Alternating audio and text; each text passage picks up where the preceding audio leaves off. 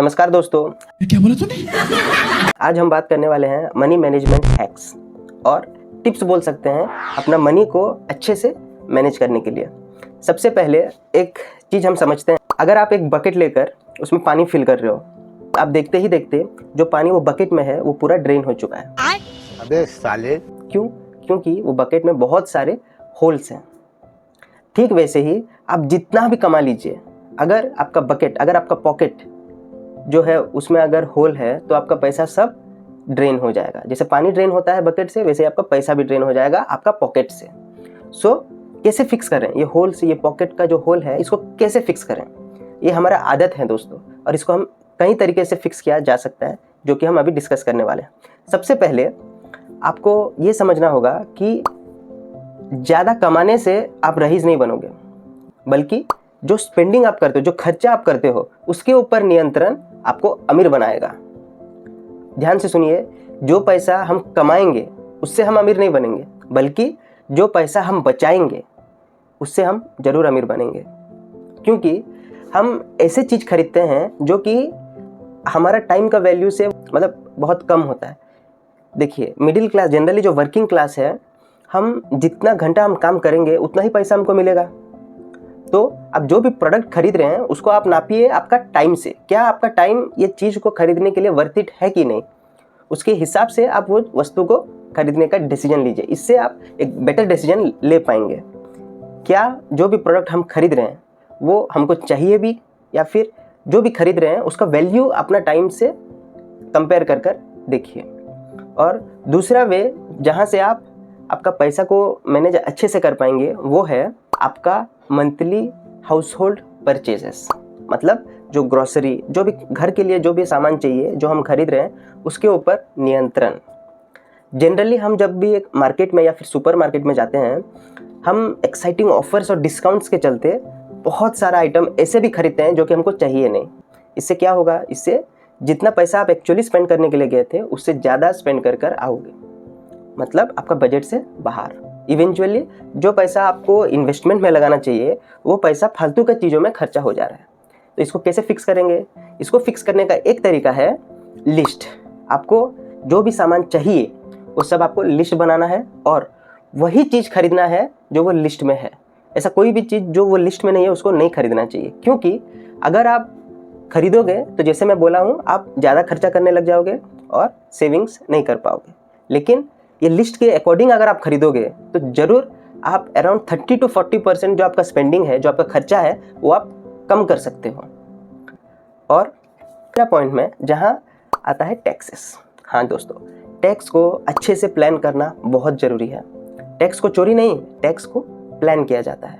कैसे प्लान करेंगे? एक अच्छे से सीए के पास जाइए, उनसे पूछिए कि हम टैक्स कैसे बचा सकते हैं। क्योंकि दोस्तों, आप माने या ना मानो, टैक्सेस बहुत बड़ा अपना इनकम का पोर्शन ले जाता रहता है। जहाँ की 40 से 50% आपका अपना जो इनकम है वो टैक्सेस में चले जाता है, वो डायरेक्ट या और इनडायरेक्ट टैक्स दोनों मिला के। तो अपना टैक्सेस को सही से मैनेज करना बहुत ज़रूरी है। फिर चौथा और एक बहुत बड़ा चीज़ जो कि कॉमन हर एक आदमी फेस करता है वो है परचेजिंग अ कार। हाँ दोस्तों, कब खरीदें, कौन सा कार खरीदें, कैसे खरीदें, ये सब इम्पोर्टेंट चीज़ है, जो कि एक जनरल रूल है जो है 20:4:10। जहाँ जो 20 है वो है आपका कार जब भी आप खरीद रहे हो उसका कम से कम 20% आप डाउन पेमेंट करके आप कार खरीदिए। और जो 4 है वो रिप्रेजेंट करेगा जो आप फाइनेंस करोगे, वो फाइनेंस 4 साल से ज़्यादा नहीं होना चाहिए। अगर 4 साल से ज़्यादा होता है तो आप ज़्यादा इंटरेस्ट पे करने लगोगे। और जो आखिरी है वो है 10 रिप्रेजेंट करता है जो आपका कार का ईएमआई है वो आपका इनकम से 10% से ज़्यादा नहीं होना चाहिए। तो ये रूल फॉलो करके आप कार खरीद सकते हैं। और एक रूल है जो कि आपका जो टोटल कार का वैल्यू है वो आपका टोटल साल का इनकम से आधा रहना चाहिए, 50%। अगर 50% से ज़्यादा हुआ तो आप कहीं ना कहीं मिस्टेक कर रहे हैं। और 5वां मेथड जहां आप पैसा सेव कर पाओगे वो है डेट। हाँ दोस्तों, डेट एक ऐसा चीज़ है, अगर आप सही से यूज़ करोगे तो आपके लिए एक वरदान है और अगर आप सही से यूज़ नहीं करोगे तो वो आपके लिए एक श्राप है। हम क्रेडिट मिल रहा है बोल के बहुत सारे क्रेडिट फैसिलिटीज़ हम यूज़ कर दे रहे हैं। क्रेडिट कार्ड्स हो, पर्सनल लोन्स हो, बहुत सारे ऐसी चीज़ जो हम बाद में पे बैक करने के लिए अपने को दिक्कत होगा, वो भी हम बिना सोचे हुए खरीद लेते हैं क्योंकि हमारे पास ईजी क्रेडिट फैसिलिटी मिल रहा है। लेकिन आप अगर ध्यान से देखोगे तो रईस आदमी जितने हैं वो सब आज का पैसा कल के लिए सेव करते हैं। ना जाने कल क्या होगा, उसके लिए आज का पैसा सेव करते हैं। लेकिन हम मिडिल क्लास आदमी हो या जो भी फाइनेंस सही से नहीं समझते हैं, वो क्या करते हैं, कल का पैसा भी आज ही खर्चा कर देते हैं। मतलब कल का जो सिक्योरिटी है, कल का जो फ्यूचर है, वो आज हम गिरवी में रख रहे हैं। इसको सही से आप ध्यान देके जो भी आप क्रेडिट को अवॉइड कर सकते हैं अवॉइड कीजिए, और ऐसा कोई भी चीज़ ना खरीदिए जिससे आप डायरेक्ट फुल पेमेंट करके नहीं खरीद पाओगे। वैसा चीज़ अवॉइड कीजिए खरीदने के लिए। फिर छठवां चीज़ जो बहुत इम्पोर्टेंट है वो है शो ऑफ। हाँ दोस्तों, हम ह्यूमंस जो हैं जनरली अटेंशन सीकिंग होते हैं। हम हर समय दूसरों से वैलिडेशन चाहते हैं और इसी के चलते हम उनको इम्प्रेस करने के चक्कर में शो ऑफ में चले जाते हैं। जो चीज़ हमको नहीं चाहिए वो भी खरीद के हम शो ऑफ कर रहे हैं।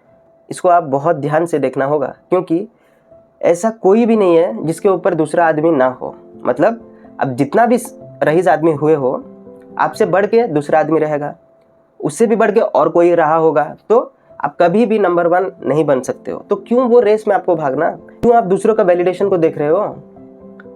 आप अपने आप में एक सेल्फ सफिशिएंट इंसान हो। आपको जितना चाहिए आप कमाइए और आपका ज़िंदगी खुशी खुशी जिए। दूसरों को शो ऑफ, दूसरों को दिखाने का चक्कर में अब ज़्यादा खर्चा करके अपना फाइनेंसेस को ख़राब मत कीजिए। फिर आखिरी चीज़ जो कि बहुत इम्पोर्टेंट है, जो लगभग 80 से 85% जो पॉपुलेशन है वो सफ़र कर रहा है, वो है स्मोकिंग। हाँ दोस्तों, अगर आप स्मोक कर रहे हो, जो कि जनरली दिन का 100 रुपया बनता है, 100 रुपये से नीचे बहुत कम लोग पीते हैं, लगभग एवरेज में 100 रुपया हो ही जाता है।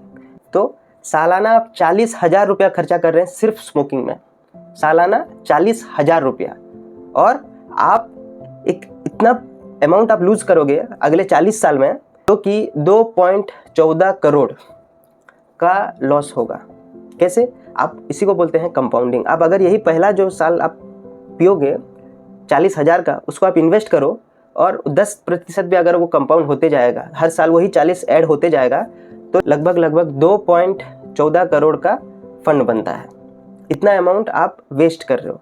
तो स्मोकिंग से 2 नुकसान है। एक, आप बहुत बड़ा पैसा लूज़ कर रहे हो, दूसरा आपका बहुत प्रेशियस चीज़ हेल्थ, वो भी आप लूज़ करोगे। तो कृपया करके स्मोकिंग छोड़िए और इन्वेस्ट करना चालू कीजिए।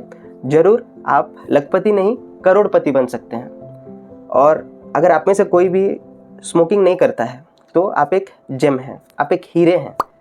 आपके लिए चीयर्स। और आशा करता हूँ ये वीडियो आपको पसंद आया है, और अगर पसंद आया है तो please do like, share and subscribe.